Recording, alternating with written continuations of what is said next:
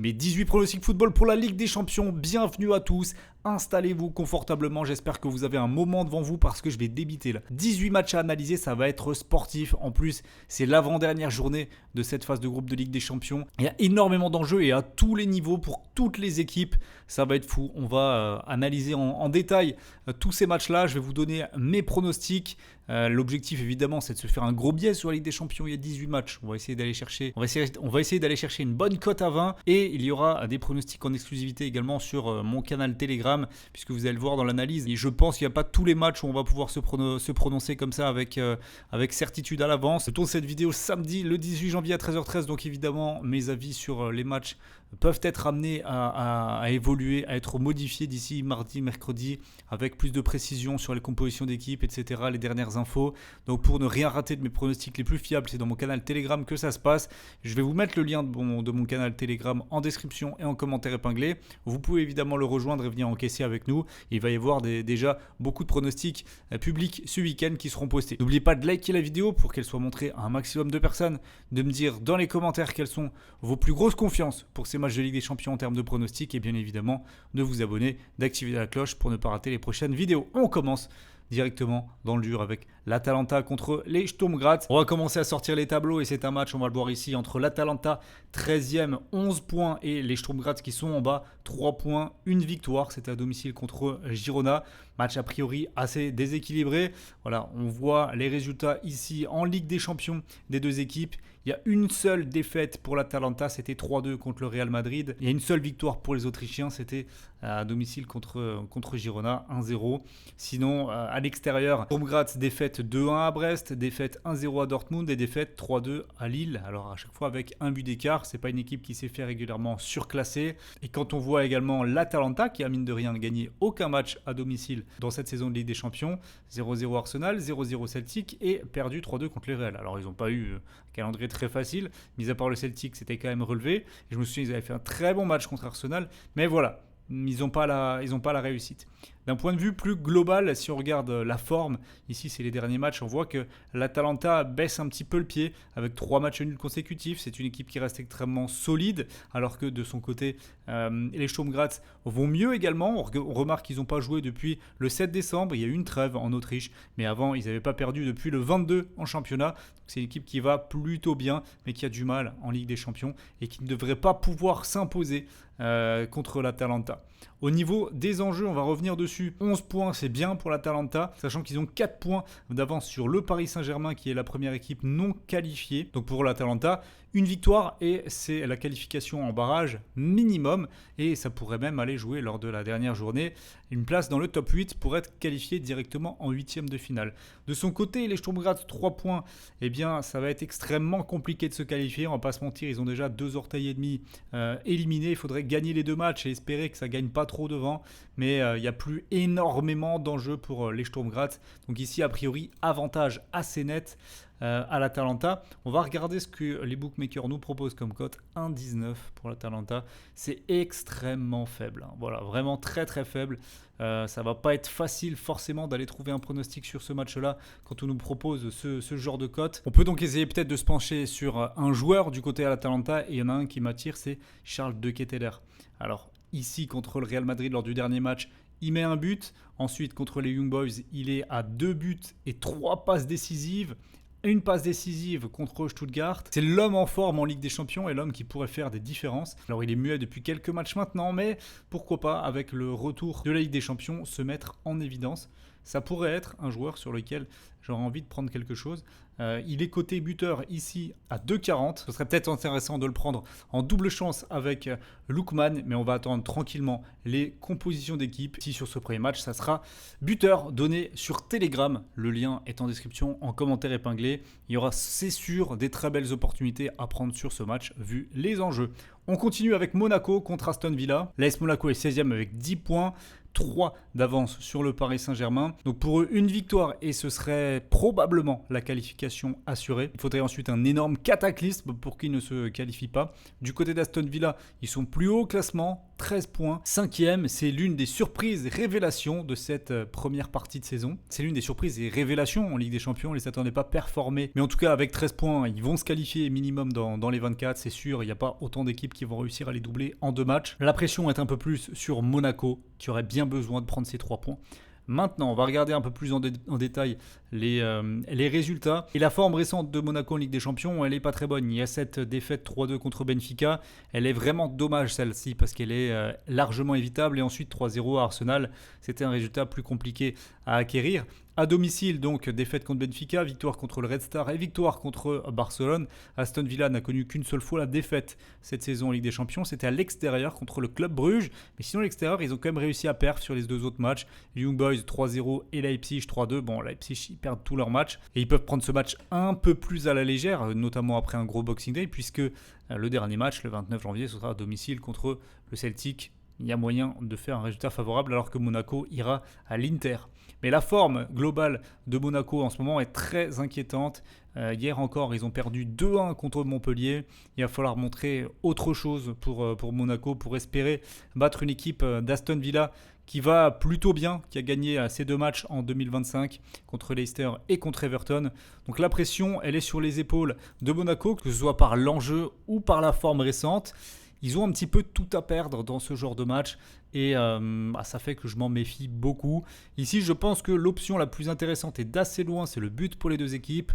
Pourquoi ? Parce que Monaco se doit d'exister offensivement, ils ont largement les armes pour le faire, mais il n'y a ni la sérénité ni la faiblesse d'adversité de l'adversaire pour se reposer là-dessus. Donc le but pour les 2 équipes ici, je pense que c'est le plus intéressant. On continue avec l'Atlético contre Leverkusen. On va jeter un coup d'œil au classement. Leverkusen est 4e, 13 points, donc très très bien parti. De son côté, l'Atlético est pas loin derrière avec 12 unités. C'est extrêmement serré dans cette partie. On se tient en 1 point entre la 12e et la 3e place. C'est absolument fou. Donc 2 équipes qui devraient se qualifier. Il manque peut-être un petit point à Atlético, mais voilà, c'est 2 équipes qui sont bien dans leur campagne de Ligue des Champions et qui sont bien également en championnat. Donc 2 équipes très en forme. On voit qu'il y a eu 2 défaites pour l'Atlético. C'était dans une période en octobre où ils perdent contre Benfica, ils perdent contre Lille. Sinon, ils se sont super bien repris avec une victoire à Paris, à Prague, 3-1 contre Bratislava et ils terminent en plus à Salzbourg, une équipe très très en difficulté de cette Ligue des Champions. Pour Leverkusen, ils vont terminer tranquille aussi à domicile contre le Sparta Prague. Bref, ces 2 équipes qui vont se qualifier. Je pense qu'on ne prend pas trop de risques lorsqu'on dit ça. Au niveau des formes domestiques, on voit que c'est 2 équipes qui gagnent tous leurs derniers matchs. Voilà, on est sur un match popcorn, on est sur un match plaisir. Un affrontement qu'on a hâte de voir entre 2 des équipes de ce qui fait de mieux en Europe en ce moment. Et à ce titre-là, on a envie de voir du spectacle, on a envie de voir des buts. On voit des cotes équilibrées déjà. 2,50 l'Atlético, 2,74 Leverkusen, extrêmement difficile de savoir qui va prendre l'avantage, mais par contre, quand je vois un plus de 2,5 buts à 1,88 et c'est peut-être plus sûr, un but pour les 2 équipes à 1,68, c'est pas mal du tout. Et c'est le pronostic que je vais vous proposer sur ce match, ça me semble être l'option la plus évidente. On continue avec Benfica contre le FC Barcelone. On regarde au niveau du classement, le Benfica est 15e avec 10 points, le Barça est 2e, 15 points. Il y a eu simplement la défaite contre Monaco à la toute première journée, ensuite ils ont tout gagné. Souvent avec la manière, 5-0, 4-1, 5-2, 3-0, 3-2, bref, fort, c'est très très costaud, c'est au-dessus de Benfica. Point de vigilance, il est qu'on est à l'extérieur, qu'ils ont à chaque fois pris des buts à l'extérieur, 2 buts à Monaco, 2 buts au Red Star, 2 buts à Dortmund. Il y a un besoin de points chez Benfica que n'a pas forcément le Barça. Il pourrait sécuriser la place dans la première partie du tableau, c'est sûr, mais faut se méfier parce qu'il y a aussi une gestion de l'effectif. Ils ont joué la Supercoupe, la Coupe du Roi, le championnat. Ils enchaînent avec la Ligue des Champions. En championnat, ils n'ont plus le droit à l'erreur. Il faut qu'ils gagnent. S'il y a un petit turnover et s'il y a un moment donné où on relâche un petit peu l'emprise, ça peut être en Ligue des Champions. Et venir jouer à Benfica, c'est jamais facile. Donc, voilà, on voit d'ailleurs les cotes. Les bookmakers nous mettent le Barça à 1,90. C'est pas anodin, ça va dans le sens de ce que je vous disais après. À 1,90, franchement, du coup, ça fait une belle cote et c'est intéressant à tenter. Mais là aussi, j'allais dire, je voulais pas faire dans l'originalité, mais la cote, elle est vraiment. Je voulais le but pour les deux équipes, il est à 1,35, mais on va rajouter le plus de 2,5 buts pour que ce soit une cote quand même honorable, sachant que ça devrait passer tranquille. Sachant que je vois pas un partout, donc. Ici, 1,62, les deux équipes marquent et plus de 2,5 buts. C'est bien. On continue avec Bologne contre Dortmund. Bologne qui est situé tout en bas du classement. 33e, 2 petits points, aucune victoire. Contre Dortmund qui est bien. 12 points, il leur manque pas grand chose. Il y a eu 2 défaites contre le Real et contre le FC Barcelone, donc tout va bien. Bologne est une équipe italienne, ça devrait le faire. On va regarder de plus près quelles sont les statistiques des deux équipes, mais a priori avantage Dortmund, même si sur la forme en championnat, c'est pas fou du tout Dortmund. D'ailleurs on les avait misés perdants avec une belle cote à 2,11 contre Francfort le week-end dernier. C'est passé. Et Bologne, c'est pas fou non plus. Voilà, il y a eu 3 matchs sans victoire. Alors bon, il y a l'AS Rome, il y a l'Inter. À chaque fois en marquant 2 buts, c'est quand même assez positif offensivement. En plus qu'on voit que la défense de Dortmund est aux abois. 2 buts encaissés contre Francfort, 4 buts encaissés contre Kiel, 3 buts encaissés contre Leverkusen. Ouais, la défense est extrêmement poreuse. Vous me voyez venir, je vais encore prendre un but pour les deux équipes ici. Je les enchaîne vraiment, mais on a des profils de confrontation là, sur ce mardi qui sont vraiment très favorables pour ce genre de match. Les deux équipes marquent. Voilà. Dortmund, c'est pas safe. Et d'ailleurs, il y a une cote à combien ? 1,92. C'est pas safe. C'est le moins qu'on puisse dire. 1,55 le but pour les deux équipes, je prends. On continue ici avec Bruges contre la Juventus. Club Bruges qui est pas mal, 10 points ici. La Juve, c'est bien aussi, 11 points. Donc voilà, on a deux équipes qui sont dans le milieu du tableau. Ça passe pour les barrages. Et là, je pense que on va pas se regarder, on va essayer d'aller chercher clairement la qualification pour les deux clubs. Ça peut être vraiment un match intéressant ou un match où on va se rendre coup pour coup et un match où il y aura un gagnant. Et ce gagnant, il peut être des deux côtés. Avec Bruges à domicile, ils ont gagné leurs 2 derniers matchs contre le Sporting et contre Aston Villa. C'est pas n'importe quoi comme adversité. Alors que la Juve, eh bien, à l'extérieur, victoire 3-2 contre Leipzig.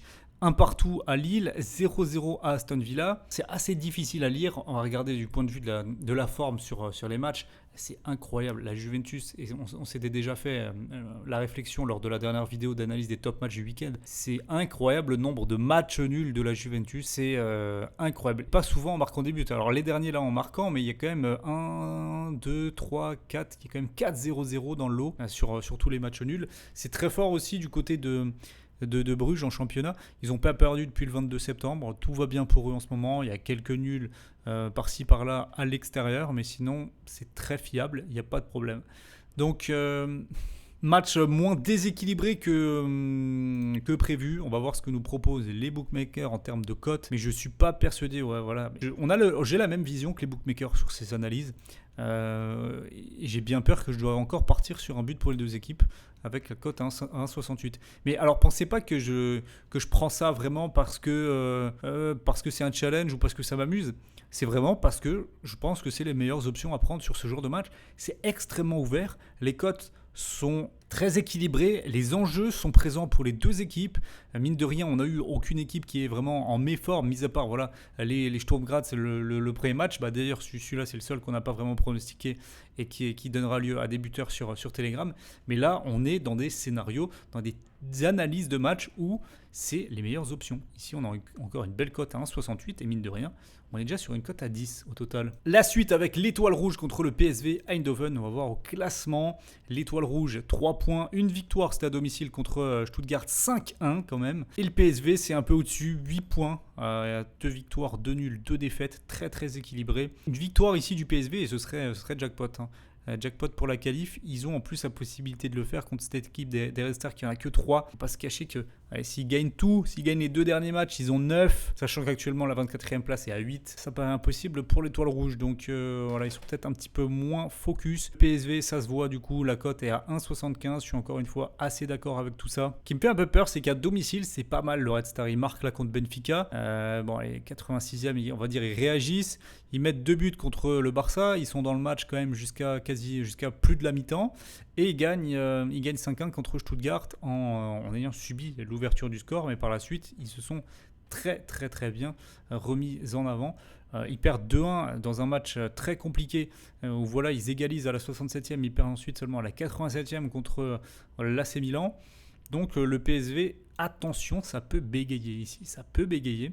Et on voit qu'à l'extérieur, alors bon, ils perdent 3-1 contre la Juve, ils sont surclassés.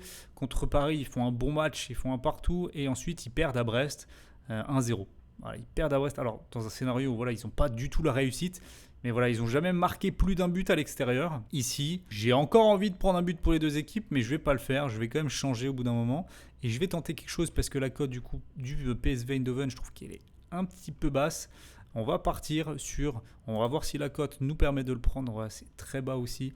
Étoile Rouge ne perd pas, on perd d'un but maximum. Et on va prendre un under, tout ça, un under moins 4-5 buts au total pour une belle cote à 1,70. Ça correspond bien à ce que j'analyse avec un PSV qui n'est pas flamboyant. Et le Red Star qui vendra chèrement sa peau, qui marquera peut-être, probablement, et qui essaiera de contenir cette équipe du PSV. Voilà, c'est un pronostic un petit peu différent, un petit peu plus risqué. Je le mettrai probablement pas dans le combiné, mais voilà, je vous le donne en avis. Liverpool contre Lille, ça c'est un sacré match pour Bruno Genesio encore. Liverpool qui est donc leader, c'est bon. Ils ont 6 points d'avance sur la 9e place. Il leur faut donc un petit point pour être sûr d'être dans les 8 premiers. Lille, ils ont 13 points, donc eux, ils sont très bien aussi. Il faudrait qu'ils aient fait un résultat à Anfield pour espérer vraiment pouvoir finir fort et rester dans les 8. Ce serait énorme s'ils terminent dans les 8, Lille. Quel est leur dernier match? Ça va peut-être nous donner une indication de la vraie probabilité. Ils terminent contre Feyenoord à domicile. En vrai, même s'ils perdent à Liverpool, ils peuvent quand même finir dans les premiers. Ils gagnent juste le dernier match, ils auront 16 points. Donc finalement, sans pression, sans trop de pression, ce déplacement à Liverpool. Et Lille, tout leur réussit clairement. Aucune défaite en championnat depuis le 13 septembre. En Ligue des Champions, une seule défaite le 17 septembre. Donc voilà, depuis le 17 septembre, ils n'ont pas perdu. Lille, c'est absolument incroyable, toute compétition confondue d'ailleurs, puisqu'ils ont éliminé l'OM en Coupe de France. Donc voilà, c'est l'outsider parfait, Lille, sur ce match-là. 8,50 la cote du LOSC, 1,28 pour Liverpool. Je vous le dis direct, je partirai pas. Sur Liverpool, 1,28, c'est trop bas. Là, je trouve que c'est vraiment trop bas. À mon sens, Lille va pas se faire exploser, va pas se faire humilier. Ils sont trop forts cette saison. Quand ils perdent, c'est 2-0 au Sporting, ok. Ils sont capables de tenir un truc et je pense pas que ça va être un match extrêmement spectaculaire. À l'extérieur, ils font 2-1 à Bologne, ils font 3-1 à l'Atlético, 2-0 au Sporting. Ouais, il y a quand même très souvent des matchs spectaculaires. Liverpool à domicile, 2-0 Real, 4-0. Aucun but encaissé, Liverpool à domicile. Ils sont juste intraitables. Ouais. C'est compliqué parce que c'est très bien coté encore de la part des bookmakers. On voit pour l'instant, je trouve qu'ils cotent extrêmement bien les résultats, les books sur cette journée de Ligue des Champions. Dur d'aller faire quelque chose sur Liverpool avec du 1,28 over-under sur ce match, c'est assez compliqué. Voilà, ils mettent le 2,5 en plus à 1,38, c'est pas beaucoup. À la rigueur, aller chercher ici un Liverpool ou nul et moins de 4-5 buts.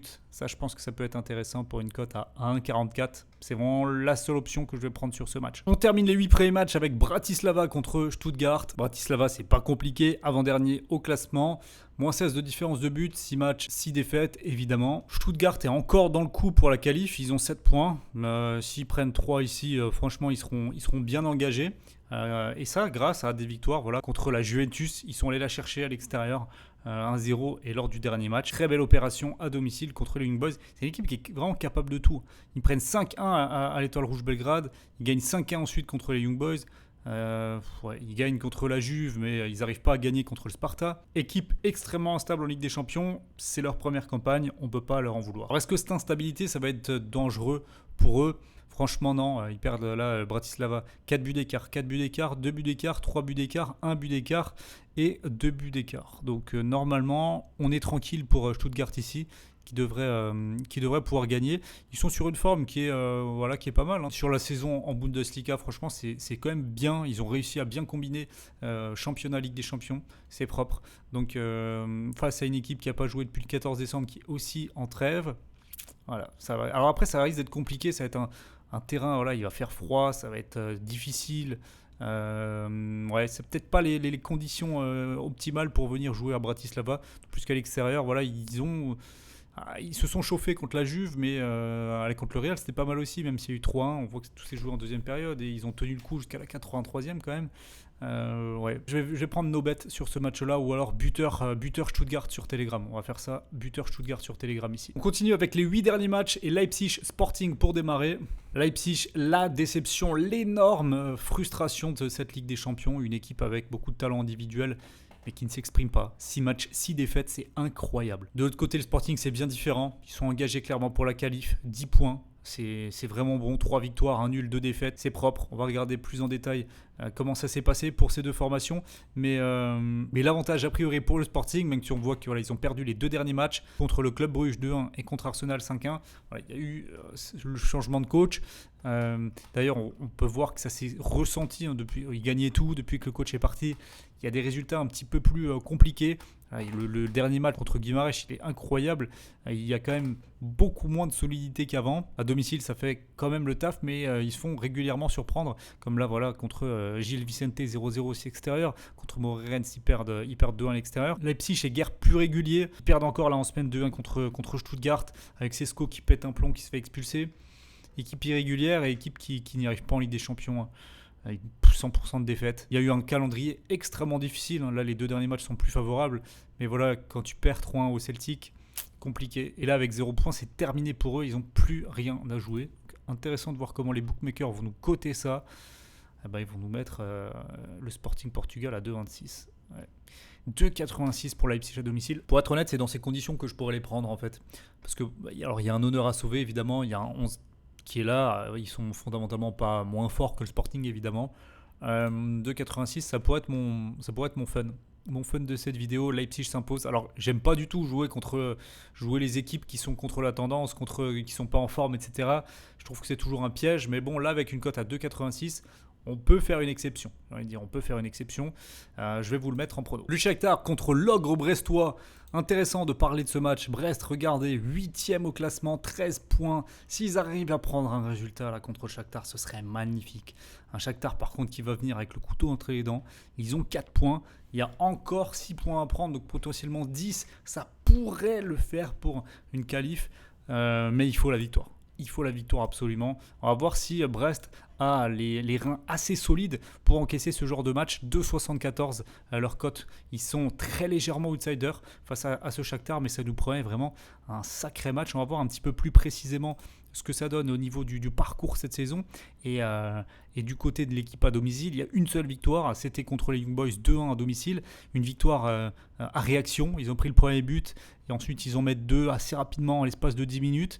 Mais sur la forme récente, voilà, il y a 5-1 contre le Bayern, logique. Ils perdent au PSV en ayant mené 2-0. Ils prennent, alors oui, je me souviens très bien de ce match-là puisque j'avais misé dessus. J'avais misé le PSV et plus d'1,5 but. C'est énormément incroyable. 87, 90, 90 pour une victoire 3-2. Dingue. Pas fiable cette saison, mais c'est pas tellement une surprise. À domicile au final, ils perdent 3-0 contre l'Atalanta et 5-1 contre le Bayern, mais sinon quand il faut faire le taf, ils ont fait le taf. De son côté, Brest à l'extérieur, 4-0 contre Salzbourg, très belle surprise. 2-1 à Prague, très belle surprise, et 3-0 perdu à Barcelone, mais avec les honneurs quand même. Le Shakhtar ne va pas se balader clairement. Je sais pas trop. J'ai encore envie de prendre le but pour les deux équipes ici. Je pense qu'on va remettre un petit but pour les deux équipes, mais après, ça peut se regarder quand même. Et Brest, globalement à l'extérieur. Si on regarde un petit peu plus globalement, le dernier match à l'extérieur, même en championnat, ils perdent à Angers, ils perdent à Lille, ils perdent à Monaco, ils perdent à Montpellier. La dernière victoire, c'était contre Reims, le 26 octobre. C'est très difficile ce match, très très difficile. J'ai pas d'avis tranché. No bet. Franchement, là, je le sens pas, je cherche trop. Ici, ce sera no bet ou un buteur, une double chance buteur avec les meilleurs de chaque équipe en triple. Ça sera sur Telegram. Buteur sur Telegram. Je pense que c'est la meilleure option, faut pas forcer quand ça veut pas.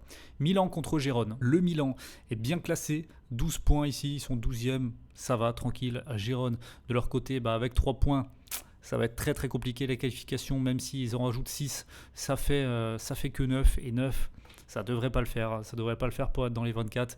Donc ouais, avantage Milan, on va voir ce que ça donne en ce moment. Alors depuis que Conceição est arrivé, ça va mieux quand même pour le Milan. Même s'il y a eu quelques galères, franchement c'est quand même mieux. Là ils ont fait une belle victoire contre Com en réagissant bien après avoir pris le premier but à la 60e. Belle réaction avec des belles actions. Ça c'était frustrant contre Cagliari, mais ouais, à domicile en Ligue des Champions ils ont plutôt fait le taf avec 2 victoires pour une seule défaite. C'était contre Liverpool, c'était lors du premier match, mais sinon ils battent Bruges 3-1 et l'Étoile Rouge de Belgrade 2-1. Donc voilà, c'est toujours des matchs spectaculaires là récemment. C'est tout l'inverse de Girona, 1-0. Il y a ce 3-2 ok, mais sinon 2-0, 4-0, 1-0, 1-0. Ils ont mis 4 buts et il n'y a que 2 matchs sur 6 où ils ont marqué pour l'instant. Girona, donc l'efficacité offensive les fuit.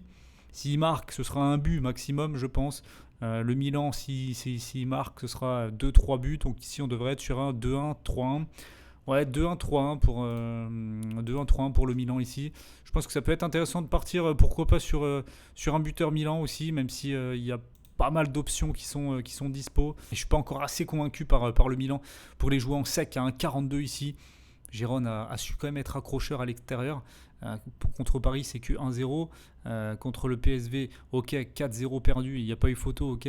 Mais après, allez, Sturm-Graz, 1-0. Ouais, c'est quand même pas bon, Gérone. C'est quand même pas bon. Je vais tenter victoire du Milan avec un under. On va chercher un under 4 ici. Et ça nous fait une belle cote à 1,79. Milan gagne moins de 4-5 buts. C'est pas le pronostic le plus safe. C'est pas mon préféré. Et voilà, ça va être le prono que je propose sur ce match. Arsenal, Zagreb. Là, ici, par contre, ça paraît bien déséquilibré. On a Zagreb qui a quand même 8 points, plus que le Paris Saint-Germain. Ils ont réussi des résultats surprenants à l'extérieur. Leurs 2 victoires cette saison, c'était à Bratislava et à Salzbourg. Et Arsenal, de leur côté, ils sont plutôt bien. 3e au classement, 13 points. Je pense qu'ils vont ils vont en prendre 3 de plus ici et boucler la place dans les 8 premiers tranquillement. 3 matchs à domicile, 3 victoires, sans encaisser de but à chaque fois. À l'extérieur, alors Zagreb, ils aiment bien à l'extérieur quand même. Mais bon, c'était Bratislava et Salzbourg. Lorsque c'était plus costaud, c'était 9-2 contre le Bayern.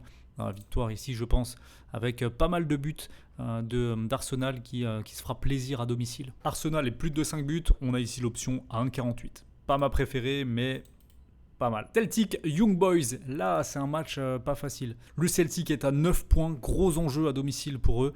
De leur côté, les Young Boys, c'est la lanterne rouge. 0 points en 6 matchs. Et la pire différence de but, moins 19. On va regarder le détail et regardez ça. Les résultats des Young Boys, 5-1, 6-1, 2-1, 1-0, 5-0, 3-0 à l'extérieur, 5-2-1 et 5 encore. Le Celtic devrait se balader. Clairement, à domicile, victoire 5-1 contre Bratislava, 3-1 contre Leipzig et 1 partout contre Bruges. Celtic est largement au-dessus, ils vont faire le taf. La forme du moment, elle est bonne en plus. Ils sont souverains en Écosse, ils gagnent tous leurs matchs, quasiment, sauf contre les Rangers lors du derby retour. Ils n'ont pas réussi à gagner, mais sinon...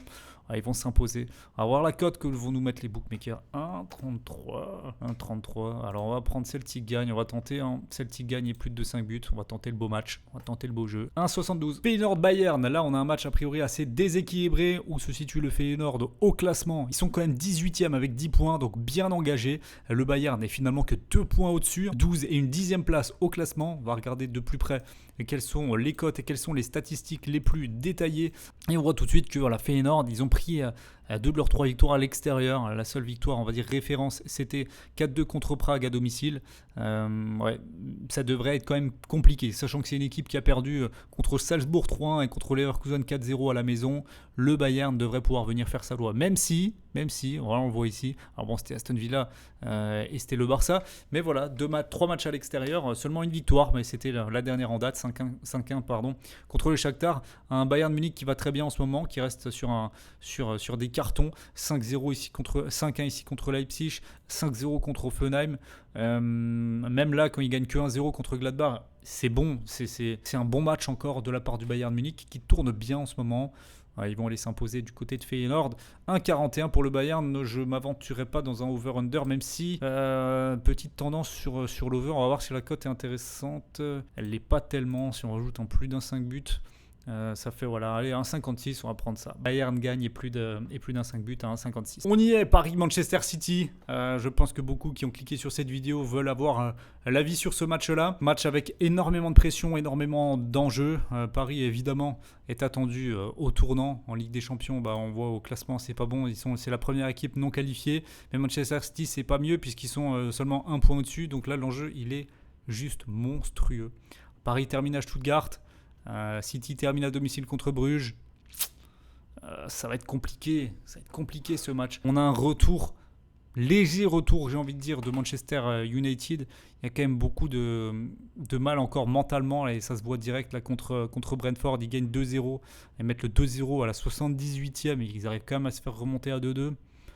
Donc cette équipe, elle n'est pas fiable, elle n'est pas sûre. Je suis pas sûr que City soit vraiment au-dessus de Paris en ce moment. Pas sûr du tout même. On voit un Paris alors qu'ils ronronnent souvent. Mais quand il a fallu élever le niveau de jeu, ils l'ont fait contre Lyon 3-1, contre Monaco 4-2. Je pense qu'ils vont élever le niveau de jeu ici et qu'ils vont proposer quelque chose de cohérent à Manchester City.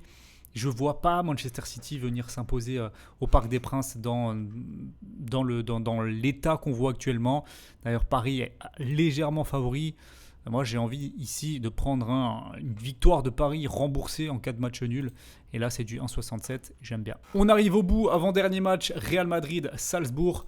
Au niveau du classement, Salzbourg, c'est compliqué. 3 points, même s'ils donnent leur maximum, ils ne seront pas qualifiés. Le Real Madrid devait scorer assez largement dans ce match-là. Se faire plaisir. Ça, c'est un match, c'est le Mbappé time ici. C'est le Mbappé time, c'est le Mbappé triplé, quadruplé peut-être. Le match qui va vraiment marquer son retour, mais j'imagine que la cote va être ridicule. Allez, on va la prendre quand même. Mbappé buteur, quasi sûr ici, quasi sûr. Avec la forme qui tient, le retour qui tient contre Salzbourg, il marque. Cadeau. Et on termine avec le Sparta Prague contre l'Inter. Le Sparta en difficulté dans cette Ligue des Champions. Ils avaient gagné le tout premier match 3-0 et ensuite c'est très très mal goupillé. On voit il y a beaucoup de très grosses défaites. De son côté, l'Inter, ils sont tranquilles. Ils sont 6e avec 13 points. Ouais, ils sont sereins. Franchement, je ne vois pas ce qui pourrait leur arriver ici. À l'extérieur, ils font 0-0 à City. C'était un bon match. 1-0 gagné à Young Boys. C'était en gestion.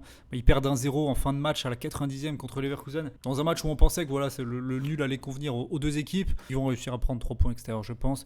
Le Sparta Prague, 6-0 ici pris contre l'Atlético. Ils perdent contre Brest et donc il y a eu cette victoire un peu en trompe-l'œil du coup contre Salzbourg. Non, l'Inter va venir faire une belle performance à l'extérieur. Sur la forme du moment, c'est bon. Franchement, il n'y a pas de quoi s'inquiéter. On voit ici la cote à 1,42. Elle est pas mal. J'ai envie de la prendre. J'ai envie de la booster un peu. Et de prendre le 1,5 but dedans. Ça vous donne une cote à 1,67. On y arrive. C'était long, mais voici globalement tous mes avis et pronostics pour cette 7e journée de Ligue des Champions. Tous ceux qui veulent l'intégralité de mes pronostics et mes plus grosses confiances donc à l'approche des matchs avec mes grosses cotes buteurs également, je poste relativement souvent des cotes à 10, et bien c'est dans mon canal Telegram que tout ça va se passer. Je vous l'ai déjà dit, mais le lien est en description et en commentaire épinglé. Merci à toutes les personnes qui ont regardé toute la vidéo, j'espère que ça vous aura plu et que ça vous aura aidé dans le choix de vos pronostics. Ça vous fera donc gagner un petit billet plus ou moins gros d'ailleurs au cœur de ces matchs de Ligue des Champions. Merci à tous et à bientôt, toujours sur YouTube. Ciao ciao.